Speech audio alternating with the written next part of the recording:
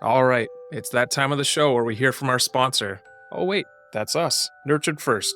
Attention all sleep-deprived parents. Do you feel like a zombie during the day because your little one keeps you up at night? Well, I've got some news for you. You're not alone. I've been there too, struggling to keep my eyes open and my sanity intact. But here's the thing, I refuse to let my kids cry it out alone. Call me a softie, but I believe in being a cycle-breaking dad. That's why I'm excited to tell you about Jess's helpful approach to sleep. Imagine this, a world where bedtime is less of a battle, and you wake up feeling a bit more refreshed and ready to tackle the day. Sounds pretty good, right? Well, it's possible. In the Solving Bedtime Battles course, Jess shares the tools and strategies that have helped thousands of parents improve their child bedtime routine. We've got practical tips and tricks that aim to not only help your child develop better sleep habits, but also strengthen your bond with them. Whether you've got a toddler, preschooler, or big kid, this course has got you covered. From tackling night wakings to dealing with procrastination and even navigating sibling room sharing, we've thought of it all. So, if you're ready to work towards improving your child's bedtime routine and your family's sleep, check out the Solving Bedtime Battles course now. And here's the best part, you can get it for 10% off today using the code ROBOTUNICORN.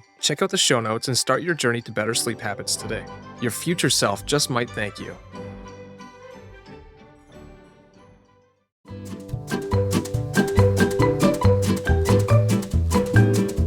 Welcome to Robot Unicorn. We are so glad that you are here.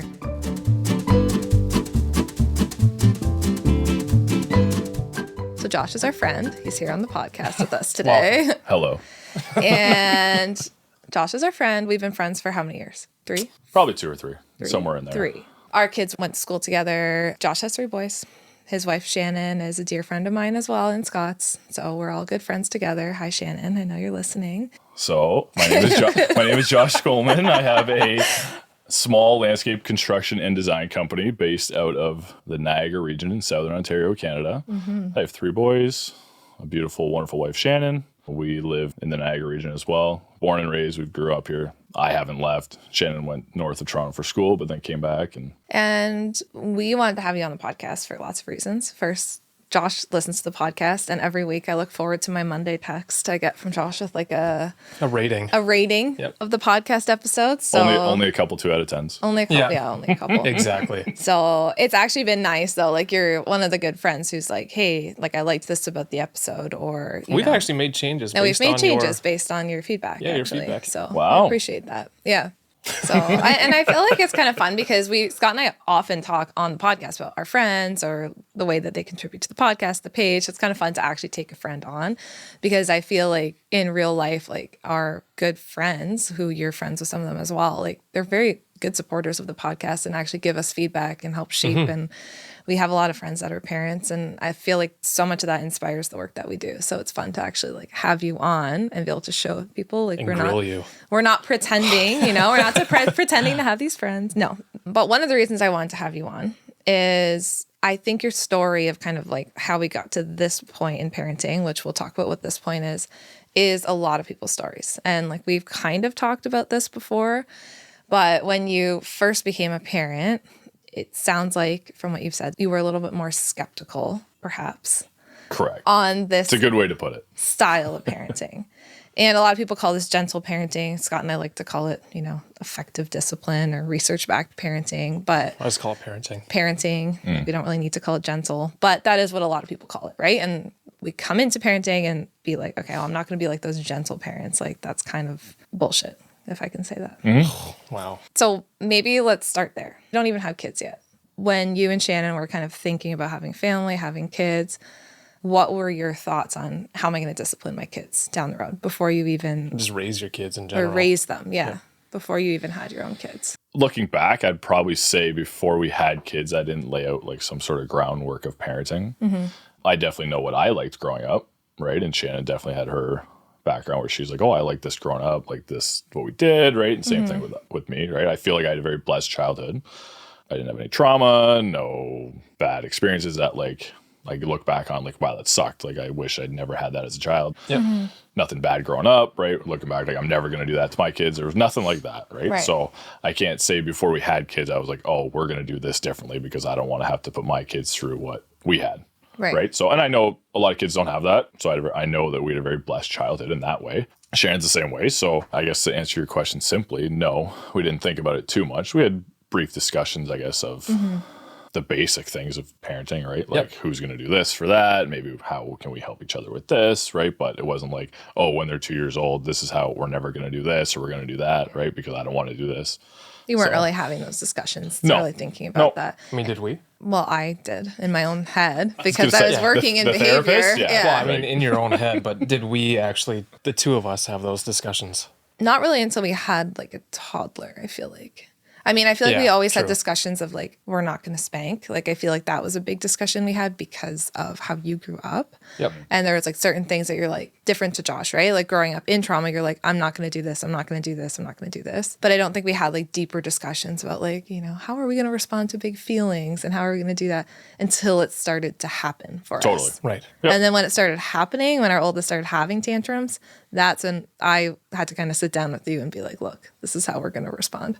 And here's why. And you, Scott, were very skeptical. It took some as well. convincing, for sure. And I always say that to people because I was just talking to someone this morning about it. She was like, they don't have any kids yet.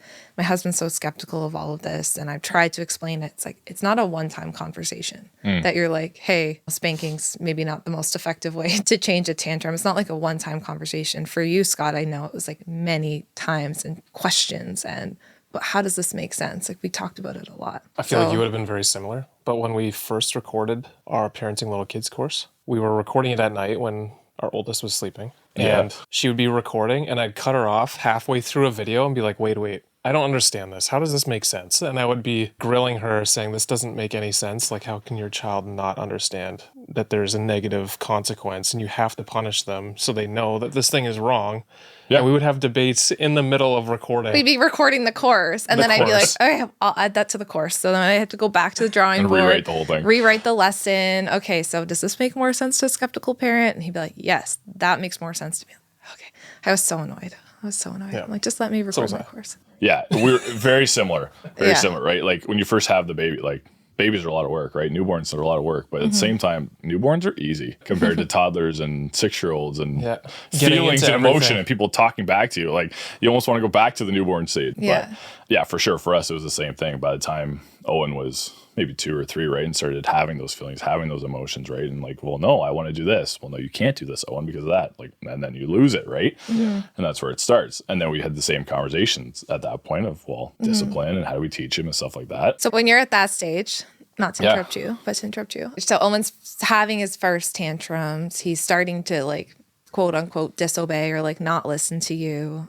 What's going through your mind on like, how am I going to respond to this at that point? Like, given that you hadn't really done a lot of reflection or talking about it, like what was your go-to response? For me, it was very much kind of the, I guess old school is the wrong way to say it, right? But it's very much the very vocal discipline, like stop this, you can't do this. What are you doing? We don't do this, right? And just expecting him to understand that. Like Scott just said, like as a child, like how do you not know when you do something wrong and we discipline you or say you can't do this? Why can't you see what you're doing negatively and how we're trying to correct it? Right. I've told you to stop. Yeah. Don't do it. Don't do it. And that's the end of it, right? Touching like, the stove. Yeah. I don't need to explain more. Trust me, I'm the adult, right? Like I know what I'm talking about. Yeah. And go from there, right? So, and that's where I was coming from more. So a little bit more of, I don't know, authoritarian is kind of the wrong word to say. And discipline first isn't the right way to say it either, I guess. But I was very much reactive in those days of like when Owen's losing, it's like, or trying to do something wrong and I'm trying to teach him, no, Owen, you can't do this because of this, right? We were very much like you both were totally against spanking. And even I was as well. At the time, I had no problem with parents who spanked their kids for discipline because I saw it as a tool to teach, right? And I'll be honest with that. Like, so if you did it to your kid to teach them as 2, 3 years old, like I'm not here to judge. You guys are getting through your day as you need to, and I can support that, and I get that, right? Yeah. We decided not to, so it was just trying to figure out other ways to discipline, right? So you do the timeout thing, or you take stuff away, right? That sort of thing, but without getting into why is he doing it? So then that started that conversation of, well, how can we be better teaching him not to do things as opposed to just being no, no, no, no. Right. So you kind of felt like there was a piece of you that's like, I don't want to spank. Was there like an intentional reason behind that, or it just didn't feel like something you wanted to do? No, I think it was just more, it just felt like there's better ways, I guess. full disclosure, like I was spanked as a child growing up, and I never took anything negative away from it. It was, to me, growing up, a tool to learn. I just looked at it when I looked at Owen. I'm like, why am I going to spank you for doing something you don't understand? Right.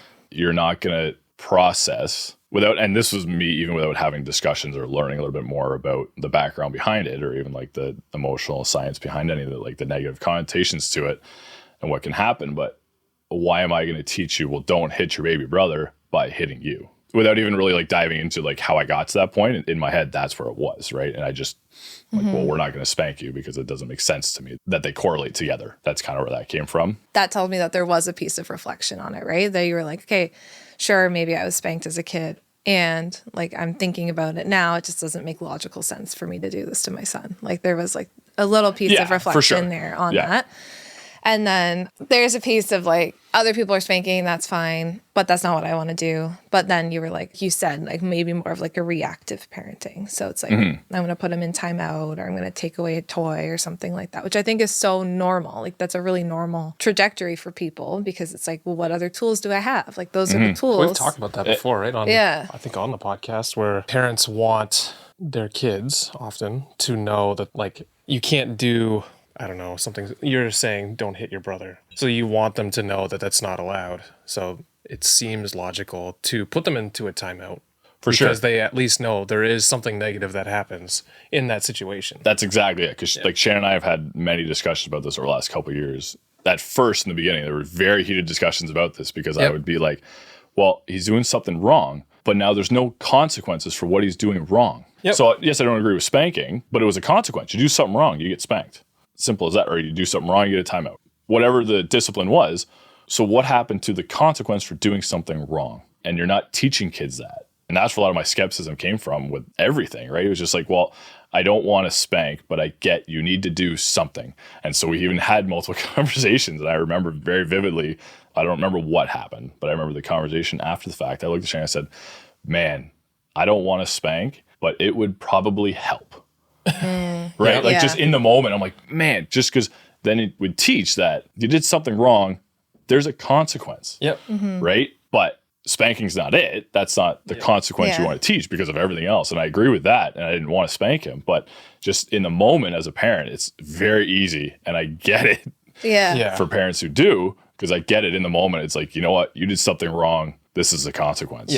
You need to learn. Yeah. I think that makes sense. I'm so glad that you named that, because I think so many parents feel that way, right? Well, this honestly is almost like a deja vu of our conversations that we used to have. So yeah, we used to have these same... You're saying all these things, and I'm like, I just remember having these exact same conversations. And I remember Scott would be so like upset. He'd be like, well, what if they did this, you know?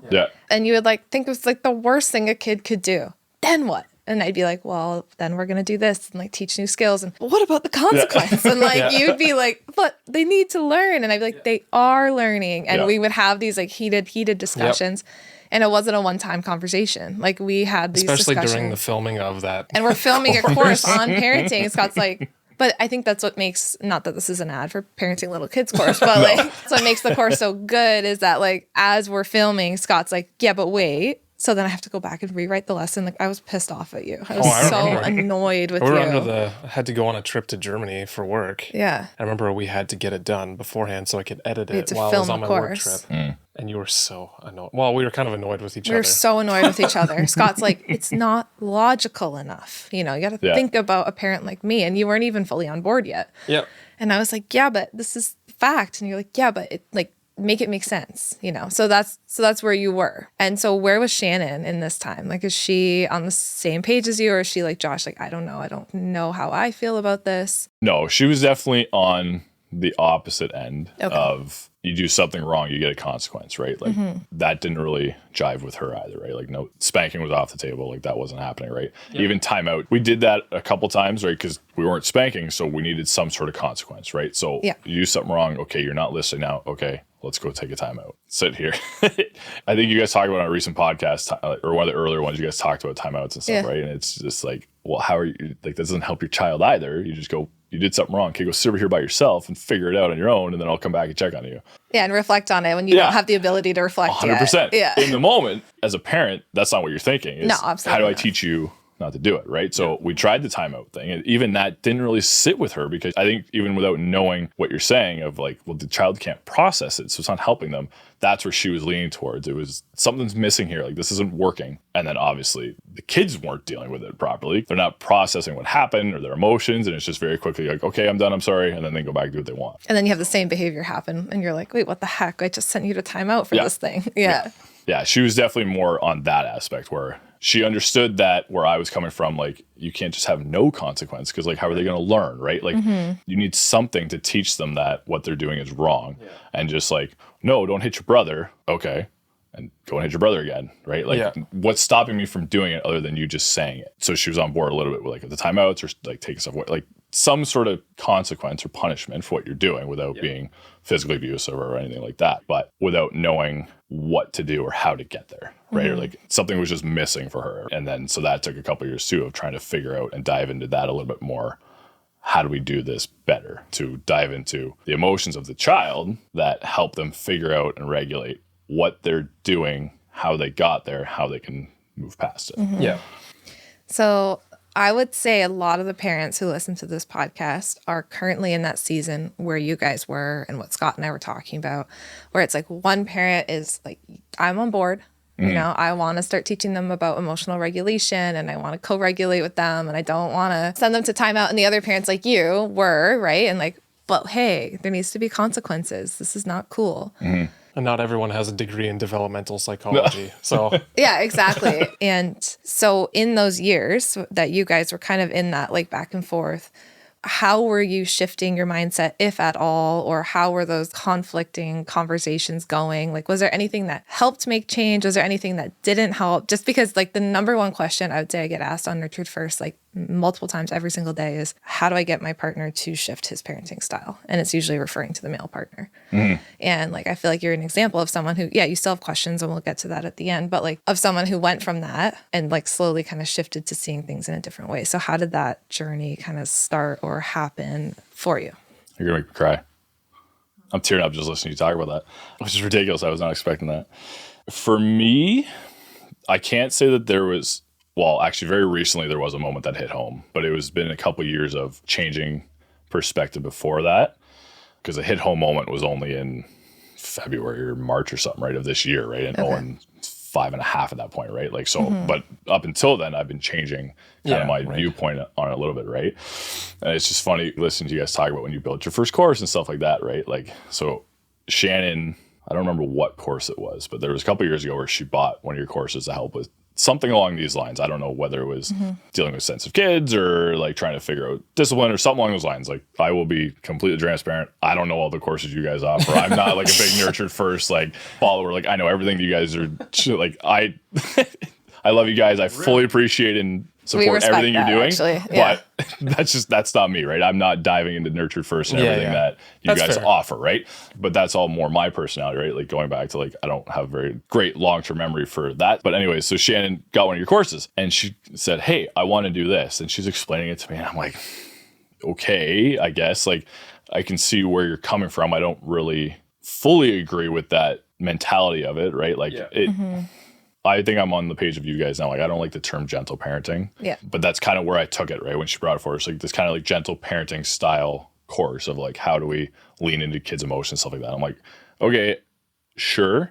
She's like, oh, and it's X amount. I'm like, okay. Can't just go to the library and get one for free, like, or look online, like just full transparency, right? At the time, like as a skeptic husband, right? I'm like, and this is before we were friends, 100%, right? Because I couldn't see the value in it, right? Because from my own personal view of like, okay, like gentle parenting, like Shannon will tell you too, I've been known to say like the hippy dippy emotional way of teaching kids, right? Like, it's just, I couldn't process it, right? So anyways, over the years, I've become more accustomed to it and more bought into it, and I agree with it more. But I have to say, it's a big part of because of our own kids and who they are. Our oldest is definitely a very hypersensitive child. I also don't like that term because sensitive children, I find, have a very negative connotation when you say, oh, he's a sensitive child. It's a very old school way of thinking, like, oh, like, he's a mama's boy, or he's just some, like, he cries, he can't handle, he's not a man, like, anything like that. Right? It's very negative, right? Whereas that's not it. Like, hypersensitive kids are sensitive to everything. Yep. Emotions, sounds, like other people's emotions, the way people look at them, right? Like it's just because they feel differently, so differently, right? And what I was struggling with Owen growing up is I couldn't relate to him and his emotions and how he was processing and how he was dealing with things. Even at 3.5, 4 years old, I'm like, I can't help you. And that's where I was struggling. And that's why when Shannon took your course, that's really led into it more, where she's like, we got to do more research. Like, how do we figure out how to do better? Because she was not like racked with anxiety, but she was feeling it where like something's missing. We're not able to help him, right? And he's lashing out or doing this, but we're not teaching him properly, right? Like the little consequences that we were doing with timeouts or taking things away or like, okay, sit here till you're done your supper, like whatever, have 2 more bites because you haven't eaten enough, right? Like that sort of thing. They weren't really working. And it was just, we could see that it wasn't helping him. Very bottling up emotions, very bottling up everything that was going on. Mm-hmm. So then I was slowly starting to realize that I'm not able to help him. Like it's not working, right? Like what's going on? So when Shannon started pushing into more of the gentle parenting aspects and kind of look a little bit more like how do we dive into more of the emotional aspect of his growing and how he can process, or like teaching him, well, why are you doing that, right? Or what's leading to this, or we need to do this because of that, like explaining more and talking more and stuff like that. It started to work, right? Like I was able to see when she would deal with him in a situation worked better than when I would deal with him in a situation. Night and day difference, right? Like whereas when something was wrong, I knew something was wrong. I could see it on his face. It's not even like he did something wrong. Something upset him, or I said something wrong, or he couldn't do this. You could just see it on his face, and he would just clamp up. I'm like, Owen, what's wrong? He's like, nothing. I said, Owen, what's going on, buddy? Like, you can talk to me. Nope, nothing. I said, are you sure? Nope, nothing. 3 hours later, Shannon's home or whatever, and then he just lets loose because Shannon was his emotional outlet, right? And I understood that, but then they were able to work through it and figure it out together, whereas he wanted nothing to do with telling me about it because he was worried about how I was going to react or how I was going to deal with him or talk to him about it, right? Like, and it hurt. It sucks, right? Like, so then I'm sitting here like, how can I help him? I can't relate to him. I'm not helping him, right? Like, it sucks as a parent to see your kid struggling and like, you know, something's wrong. Yeah. But he's not talking to me. I can't like, he's like, and I'm like, why won't he tell me? Right. Yep. And I can't say it was like a fear thing. It's not like he was scared to tell me. He was just, I think he was already learning that dad doesn't help me properly. Dad's not able to help me work through it. He doesn't listen to me, or he's just like, well, I'm more of a very practical based problem solver. And Shannon gets so frustrated with it too, because she's got a problem. She just wants to talk it out and figure it out, all the things. And I'm like, well, no, do this. This is how you fix it. Does that sound familiar, Jess? Yeah. Right. And I'll say it more often than not. Yeah. What I say in the moment at first is what ends up working for her. I completely relate to that. And it's fine, right? But it takes her a little bit longer to get there, and she's got to process this and work through that and try something else, and it's fine. But a lot of times, probably 9 out of 10, it comes back to what I said first, right? But that's just because I process things differently. I'm more of a practical thinker, right? Like, and there's nothing wrong with that. It's just different, right? But Owen's more that. So he can't process when I'm like, no, Owen, this is how you fix it. This is what you got to do, because he can't wrap his head around, well, how do I get there? Why do I get there? Mm-hmm. How can that help me? He needs to talk about, feel it more. And that was Shannon for him at 3.5, 4 years old. That wasn't me. So he wouldn't tell me these things. And it was just like, man, like I couldn't connect, and I felt like I was failing. So then that's where it leaned more into where my shift started happening. Like I started being more open to trying it and listening to what Shannon was telling me and listening like, hey, we should try this. Let's try that. It sucked the first couple of times for me, like, and I could feel it in my body. It goes like, against everything. This feels so wrong. Like trying to talk to him about this or working, like talk to him in a certain way, like use different words. I'll be honest, sometimes listening to when Jess talks on the podcast about how she talks to your girls, it's just like in my head, I'm like, I can't. Like it hurts me to hear you talk about how you talk to your kids in that way, right? Like, but that's me, right? Because that's not how I'm wired, and that could be how I grew up and stuff too, right? But that's just, I'm like, I can't process talking to my boys that way. Yeah. And there's nothing wrong with it, but it's just that's not me, even though I can see the benefit of how it would help. Yeah. And that's where my struggle comes from. But over the next, I don't know, between 4 and 5, we lean more into that, pay attention more, and change more research. Basically, I became a student of gentle parenting. Like I said, I don't like the term gentle parenting because I still hate that term and how it lets parents off the hook at times. But because of that, like I was leaning more into that, like because I could see how it was helping Owen. And then to an extent, Liam and Shane when he gets there, right? But I could see the difference it was helping. but then still wasn't really clicking with me, right? Because just so against it, right? So skeptical, whatever. But then, and here's gonna be a plug for Jess. Jess is the smart one and she knows everything she's talking about, and everybody should be friends with the therapist. But last February or March, whatever it was, Jess was on a podcast, and I think I wrote it down. I forget what it's called. The Gentleman's. The whatever Gent's Talk. podcast. Yeah. With Samir. Yeah. Yes. Yep. And again, me and my terrible memory, do I remember what the topic of the conversation was? No. Do I remember all the words that you guys talked about? No.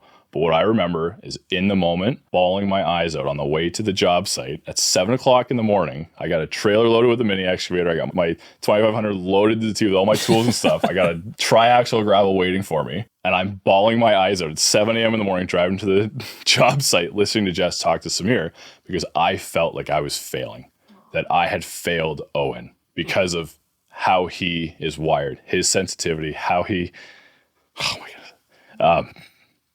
works, right? It's not me. And I just, up until then, I had felt like I was failing. And it hit home. I realized that, and it hurt. It sucked. And that's what was the final, like, okay, enough's enough. Like, something needs to change. I need to switch. And ever since then, he's been opening up more to me. We've been able to have good conversations about his feelings and his emotions because I'm listening better to him and what he needs and what he wants. And there was one time, Shannon could always tell after I'd listened to one of your podcast episodes, because if something came up, she was like, "Oh, you must listen to Jess and Scott this week, right?" Like, it was so funny because there was one time he was just so angry about something. I don't know what it was, but just had to let it out, and he just yelled at me, just like I'm a foot away from him, and he's in my face, and he just screams. 2 years ago, I probably would have yelled back. I would have been like, "Enough! You can't do that. Why are you yelling? Whatever." And I just sat there and I looked at him. I said, "Do you feel better?" He said, "Yep." I said, "Okay, what's up?" I just took it, right? It was just like, and I felt better because he felt better, and he just looked at me. He's like, "Oh, okay." And then we talked about it and had it out, right? Like, and it's just that shifting, right? I forget what episode it was, but the body positivity or something, right? And I was changing our baby Shane's bum. I don't know. I was talking to him like, "Oh, Shane, I'm gonna do this now." Like, just walking through it. And Shannon comes to the room. She's like, "What are you doing?" And I said, "Well, Jess says to do this and whatever." And she's like, "Oh, wow!" Like, so like, like, and not that I'm saying everything that Jess says is the be all and end all of parenting, because Jess would also never say that, right? Yeah, like, I would not agree with that. But it works. There's ways to parenting and teaching your kids and diving into their emotions and stuff that actually works. And I've seen it firsthand. And it's crazy to see the shift in my own thinking. I'm still very skeptical of gentle parenting as a whole, because sometimes I have a hard time seeing, like at the beginning we talked about, I don't see a consequence for actions, right? But I see better now how to get there without giving consequences, right? Mm-hmm. Well, verbal diarrhea. That was awesome. Roll the applause. Honestly, Josh, I feel like so many people are going to resonate with what you're saying. Yeah.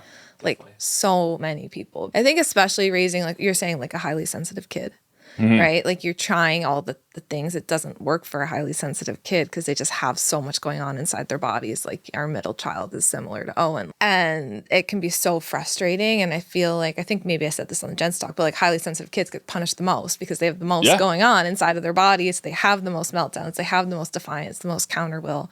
And like, I'm sorry I made you feel guilty. I didn't No.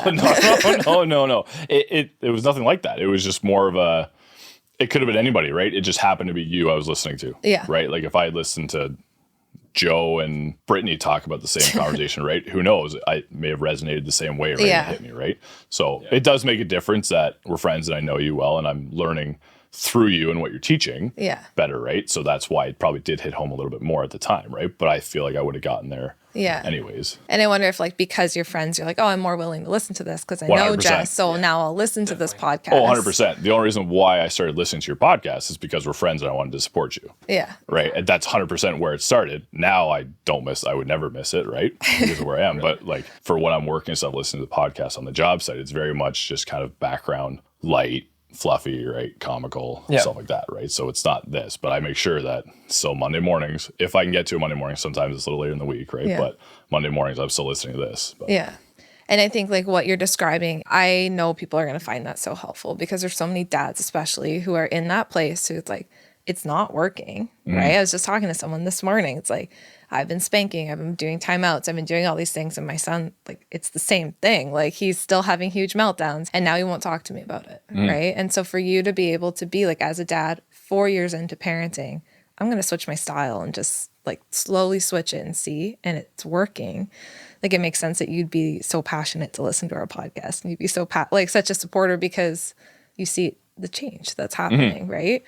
And you see the difference between like taking a more authoritarian style where you're like telling your kid stop doing this and understanding development and all of that kind of stuff.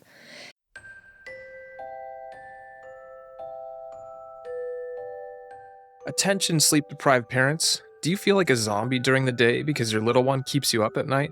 Well, I've got some news for you. You're not alone. I've been there too, struggling to keep my eyes open and my sanity intact. But here's the thing, I refuse to let my kids cry it out alone. Call me a softie, but I believe in being a cycle-breaking dad. That's why I'm excited to tell you about Jess's helpful approach to sleep. Imagine this, a world where bedtime is less of a battle and you wake up feeling a bit more refreshed and ready to tackle the day. Sounds pretty good, right? Well, it's possible. In the Solving Bedtime Battles course, Jess shares the tools and strategies that have helped thousands of parents improve their child's bedtime routine. We've got practical tips and strategies that aim to not only help your child develop better sleep habits, but also strengthen your bond with them. Whether you've got a toddler, preschooler, or big kid, this course has got you covered. From tackling night wakings to dealing with procrastination and even navigating sibling room sharing, we've thought of it all. So if you're ready to work towards improving your child's bedtime routine and your family's sleep, check out the Solving Bedtime Battles course now. And here's the best part.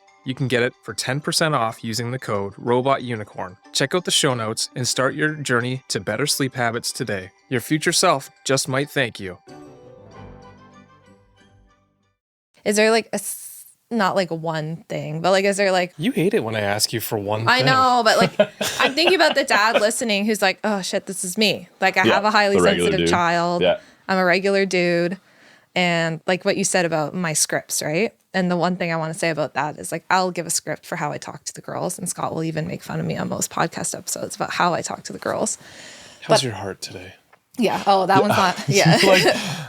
Yeah. How's your heart today? Literally, eye roll, right? Like, yeah. Because I know people eye roll me, and I'm good with it. And that's where it comes from, where I kind of briefly touched on it. Like, in my mind, like the hippy dippy parenting. I'm like, okay. But you like, know, Jess, and you know that's actually what she's asking too. I know. And there's nothing wrong with it. It's just different, right? But it is different. You're right. I had a supervisor once, and she was even more hippy dippy than me, if you can believe it. And I don't even think I'm that hippy dippy. But anyway.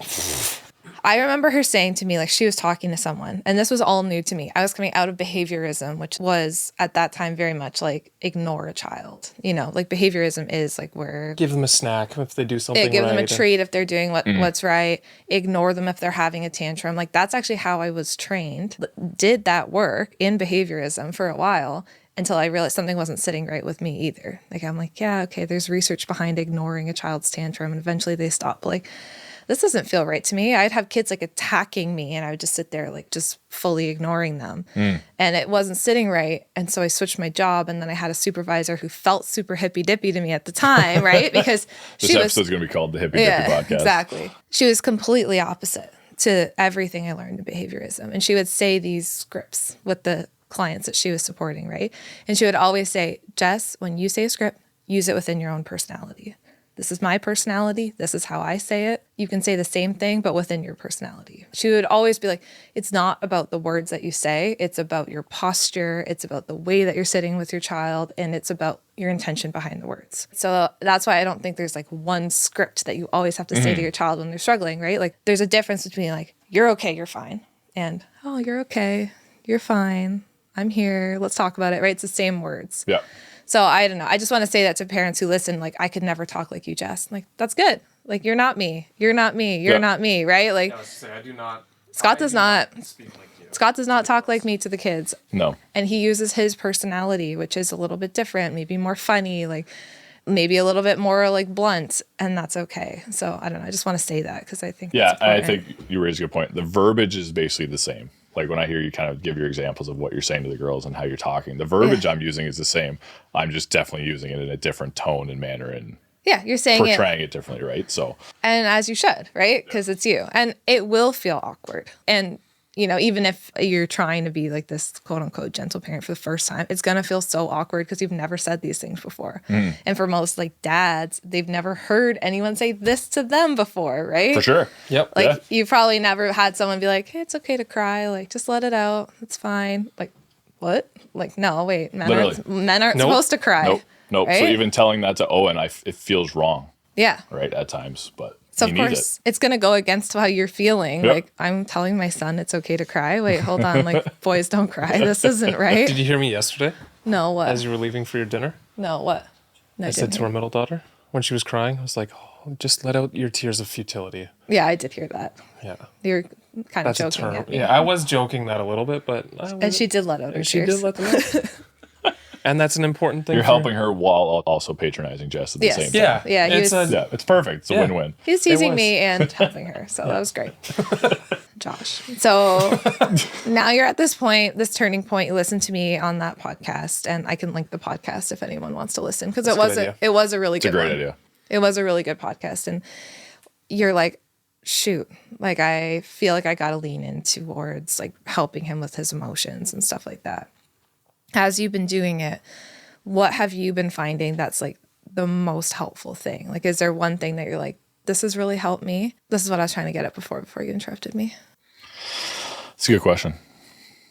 I have a hard time answering that because for me, it feels like it's just been a very long process, right? Like where I'm trying it one day and then the next day I almost throw it out the window, right? Because I'm in the moment forgetting what I'm trying to do differently, right? So You don't have a one thing. no, That's okay. it's I wish I did, right? That I can be like, oh, this is what I changed and this is how I fixed my Do- process and my mindset. But The thing that was the biggest light bulb moment for me was when Jess explained, actually close to my childhood home. We were driving right past it, and I was asking her about like what consequence can we give our oldest for these, because she can't have these tantrums constantly. They're disruptive. She's like throwing things. She's doing all these things. And when you explained that it was developmentally normal, it's like a child's brain, for their brain, this is actually what makes sense. And like once I started to understand, I guess, her better, the child better, yeah, that started the change for everything else for me. Once I understood the fact that like her brain literally has not developed the ability to restrain or manage these emotions like we can now. fair. Yeah, I guess that kind of would lean in more to where it started for me as well, was realizing that what we're doing to help teach him, they can't process. Yeah. Right. Like for like the timeouts, for example, right? Like why are we putting them over here to punish them for what they did and then just have them sit there? Yeah. They can't process what they did was wrong, why what they did was wrong, and the consequences of what they did, right? Like why exactly is it wrong? Like how can it hurt somebody? How can it hurt this? Or why is it Yeah. right? Stuff like that. So that's probably where it started for me as well. And then probably my light bulb moment was more just realizing that they're very different from me, right? In terms of emotion. So my children not talking to me about their problems is a problem. Like not being able to help them emotionally. Like I can help them physically and do whatever, like teach them and all this other stuff. And that's great. That's only half of it. And I can see that, especially with Owen, who is more highly sensitive and feels emotion so much more in other people and the way you look at him or just tone. And the problem being, I have a very sarcastic nature. Very much so. I have a hard time making new friends because I come off as a bit of a jerk at times, just because I can be very sarcastic, and that bleeds into our family life too, right? Like you, the two of you here on this podcast, I tease Shannon a lot. I don't get it as much as I receive it, but sometimes I have a hard time turning that off a little bit. So when I talk to the boys a little bit, I can be a little bit teasing and sarcastic as well, because that's just who I am, right? Rolls off Liam's back, he doesn't care, but Owen, because he feels emotions and tones, he can pick it up so much more. Right away, he's like, Dad, what's wrong? Did I do something wrong? Because he can't process that I'm actually just teasing and it's a joke, right? So, and I've had to fix that a little bit, right? So seeing that because he's so different, because he's so wired differently, and I can't help him, that's where to me it was more of a light bulb. Like, how can I help? He's not able to talk to me in the way that he needs to, or he's not able to come to me for anything. So what am I doing here? Right? Like, I'm not parenting. I'm not his dad at that point. I'm just another guy who lives in the house, right? Like, just a roommate at that point, right? Like, so how can I be the dad and father he needs if he's not able to come and talk to me, right? So I think what you're saying is so profound. Like, I'm thinking about an adult that I know who had a parent who, like, so many adults that I know who are highly sensitive and their parents didn't understand them. Like, there's so many that I know. And what it would have meant for them for at some point their dad to be like, this isn't working. I'm going to try a different approach with you. Like, I feel like what you're doing is like, you have to give yourself so much credit, because you do what you can with the information that you know, right? And the information you knew is like timeouts and take things away. And we got to shape this behavior and I've got to be in charge. I'm the parent. Then as you learn new information, you're like, wait, there's a different approach and I can try it with him. You and can still be in charge, but you're still in charge. Of course, like you're still in charge, you're still leading and you're still the one teaching him, but you're just using a different approach that like works for him. And for you, I think as time goes on, like this is all fairly new, like you're still kind of trying to figure this out with him. You will feel more connected with him and you'll feel like we have, like you're deepening that bond. Like you were saying, you're like, I felt like I was disconnected and I didn't understand my son. Right. But now you're like leaning towards, I want to understand you. Like, let me help you. Like, let's partner together. And as you move into like the teen years, like that's going to go so far with him because when you're shaping that now, right? And then he's a teen and he's feeling emotional about something. He's gonna be like, oh, I can talk to dad about it. You know, like you're teaching him that right now. And I just think that's so cool. So anyway, I have a lot of respect for people who are like, it's okay. Like I can change what I was doing. It's not working anymore. Because I think a lot of people are like, I have to commit to this style that I've been doing and I don't want to change what I'm doing because this is like, I don't want to change, right? And a lot of people are really committed and like hold their beliefs really close and it's hard to make a change and it's vulnerable to make a change. So anyway, I really appreciate that. For sure. I really liked, I don't know when it was, but you guys talked about it and then the term reparenting. I love that because that's how I feel. I've only been a parent now for 6 years and it's not like I have years and decades of experience as a parent that I'm rechanging everything I've done, right? But even just like you talked about your experiences growing up and yourself as a kid, even though like I talked about at the beginning, like my childhood was fine. I had a blessed childhood, right? There was no issues, but there was still just some things that I had to change as my own, as being a parent with my own kids because my kids are so much different too, right? Like, so. You're parenting the children you have in front of you, right? And I think we can talk about that too. Like I've had this conversation with my own parents. Like I had a great childhood too, and my parents are incredible. And there's things that I'll do different because I have different information. And our parents didn't have this information, right? Like I remember my parents had a book about discipline, which tells me they wanted to discipline me in a way that was going to be helpful.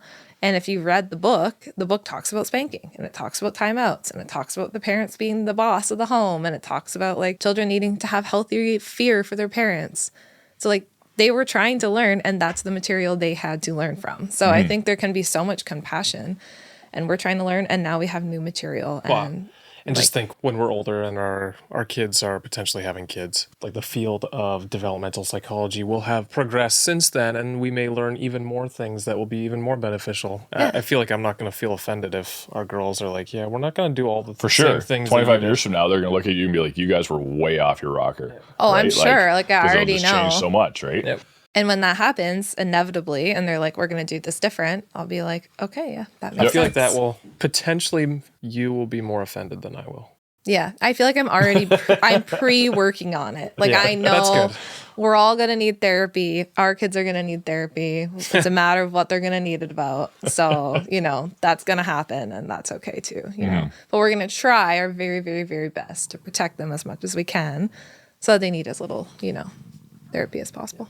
But to go back to our conversation, like I think that is so key. And I hope that a parent listening will have that grace for themselves too, to be like, okay, I've been doing it one way and I did the best with what I know. And now I'm going to shift and maybe try something different and just see how it works. Like you don't have to change everything about your parenting right away either. And I know with Scott, when I explained child development to you, it was such a light bulb moment. Like I remember that moment because you're like, Jess, she's probably 16, 17 months old, right? She's having her first tantrum. She's hitting, she's throwing, and I'm already in there. I know how I'm going to respond because I'm already in this field, right? And you're like, wait, like you're letting her get away with this. Like kids need to learn. Like I remember you saying that. Like kids need to learn, Jess. They need to learn. It's not okay to hit. I'm like, and she will. She will learn it. I promise you. But her brain does not have the ability to regulate her emotions on her own. It's not developed yet. So that's unrealistic. And I remember I would say that to you.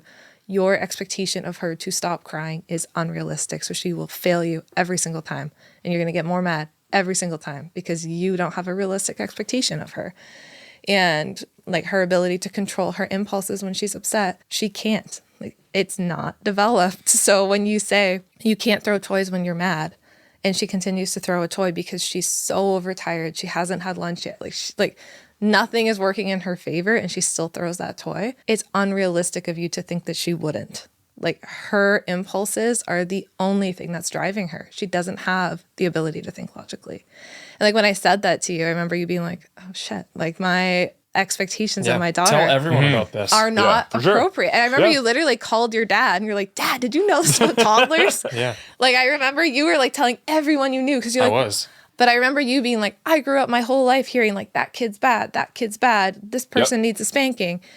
And then when you realize, whoa, these kids aren't all bad. These 2-year-olds are not bad. They just have an immature brain that's not developed yet. And it doesn't start to develop till the ages of like 4 to 7, Well, right? it doesn't get to that point where it's like able to start Controlling their impulses, and- right? Like yeah, that starts to develop over time. We start to see it between 4 to 7. it's developing from Yeah, it's always developing. conception, but And then when I explain to you, like, the way that a child's brain develops and learns how to control their own impulses is through repeated exposures to your calm and you acting in the way that you want them to eventually act.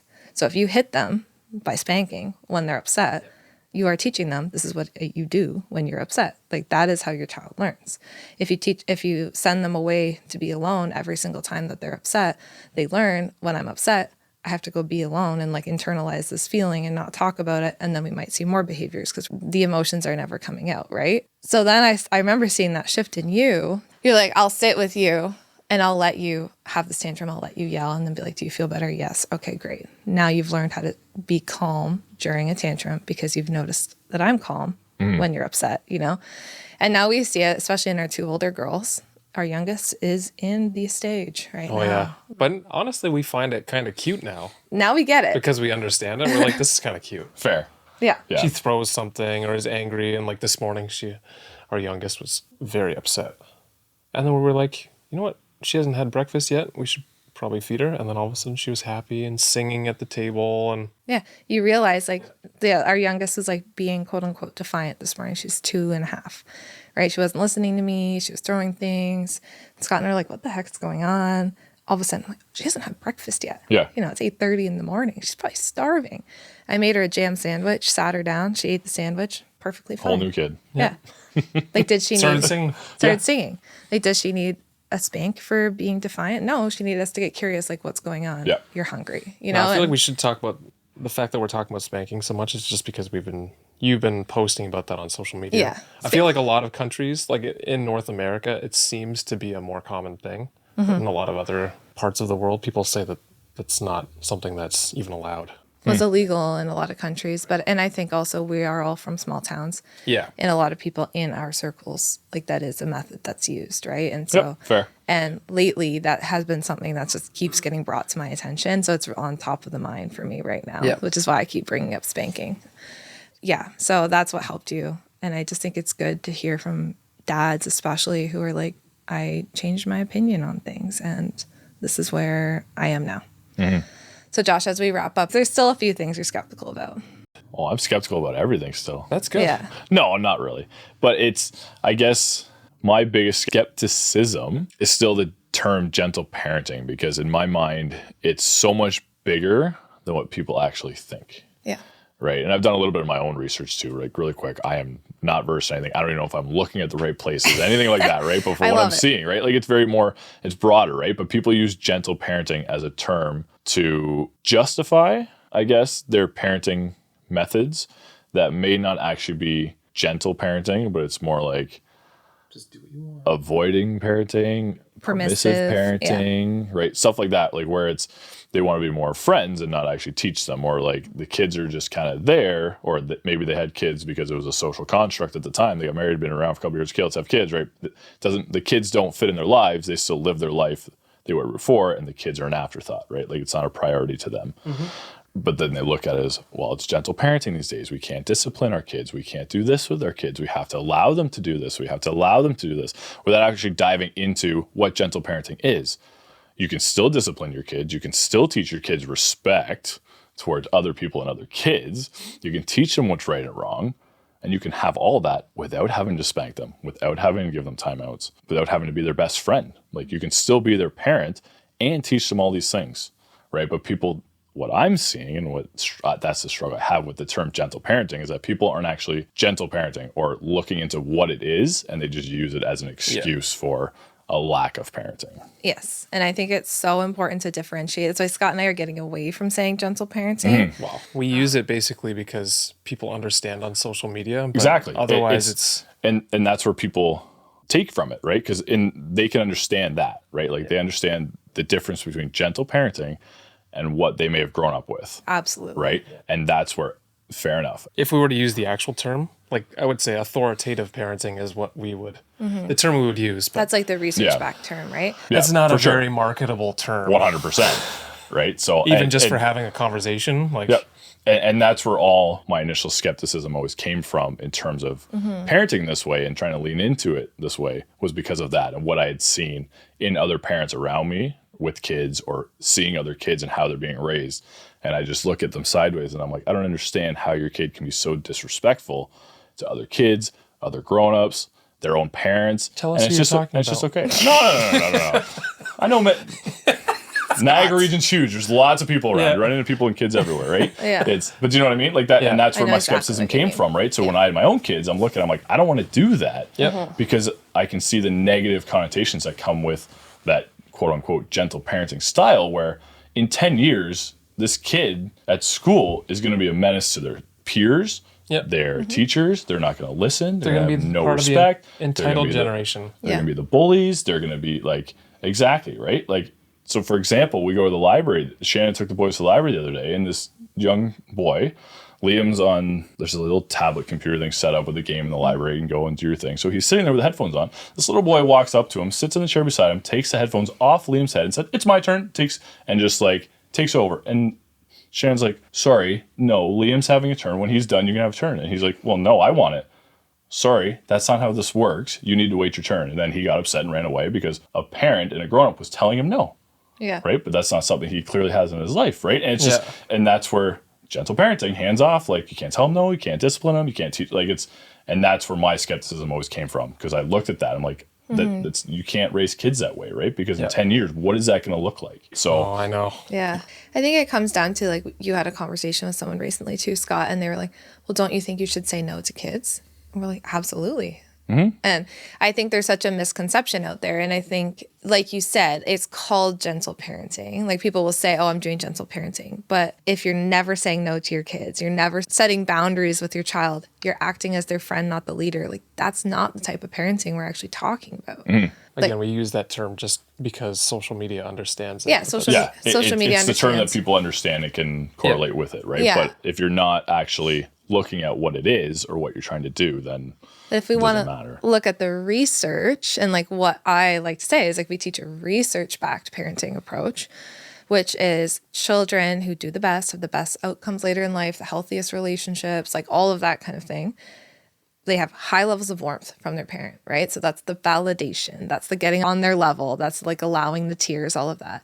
And high levels of control, which means boundaries, structure, routine, all of those things are really, Chores. really important. Chores.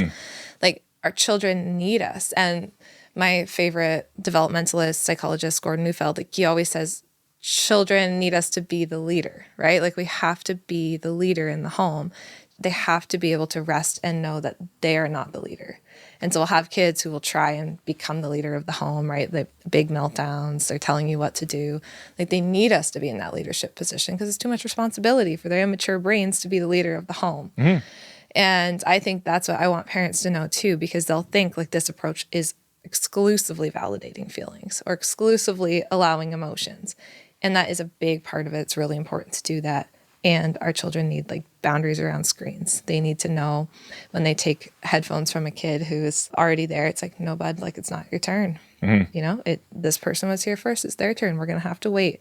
Child has a meltdown. Yeah, I'm sorry. I know it sucks. You really wanted to play on the computer, but it's not your turn yet. Let's sit here and we'll wait our turn together. Right. Like it's that kind of structure and boundaries that children need in order to grow into adults who can navigate disappointment, who can create boundaries and structure for themselves, who can respect others. So I hope people can take that away from this episode too, and know that just because you're shifting from using a approach that's rooted in timeouts or taking things away, it doesn't mean that you're letting go of all structure and boundaries. Like that is still there, and it comes with a high level of warmth and respect towards your child. Does that make sense? we still have lots of rules in our house. Yeah, I'm sure the boys would tell you way too many rules, but they're all based on discussions and conversations and explaining this is what's expected and this is why, right? Our boys are very loud, as most boys are, but they know and they're reminded there's a certain level you have to keep it in the house, because when you're 6 years old standing beside your 1.5-year-old brother yelling that loud, it's going to hurt his ears. It's going to disrupt him. It's not fair. Yeah. Right? And so they learn that, and they know that, okay, like, we're not in trouble for being loud. We can be loud and have fun, but we have to be respectful and aware of what's going on around us, right? Exactly. Yeah. And those are the kind of guidelines that help a kid feel safe, right? Like if a child, even if they don't like the rule, a child with no boundaries or no rules is a child who doesn't feel safe, right? Because then they're just run by their impulses and they're just impulsive all the time. Like they need someone to come in and be like, let me guide you. Let me show you. This is how it's okay to behave. This is how it's not. But we do that through teaching, not through sending them to figure it out alone, because they can't. Yep. They need us. So I think that's a really good example as well. You know what we should do? You rate us every week. Yes. We should get people, if you're listening, do it. Please send us an email with your rating out of 10 and explain where your rating comes from. Sure. He loves constructive feedback. Oh, I love it. I feed off of it. Thanks, Josh. Thanks for being on. I'm glad. Yeah. Thanks for having me. I gladly got to be your first, podcast interview, and I feel like we'll have you back. It's the beginning of your podcasting career. Totally. Yeah. All my voice acting and everything like that too. All right. Cool. Well, thanks for coming. Thanks for having me. Yep. We appreciate it. Thanks for making me cry. Teared up a little bit. You teared up a couple times. As a parent, we cry a lot more than we used to. That's true. Are you saying it's okay for men to cry? 100%. Hey friends, thank you so much for listening to today's episode. We are glad that you are here. If you enjoyed today's episode and found it interesting, we'd really appreciate it if you'd leave a rating and a review. Scott and I actually sit down together and read them all. A 5-star rating helps us share our podcast and get these important messages out there. Thank you so much for listening, and we can't wait to talk to you again next time.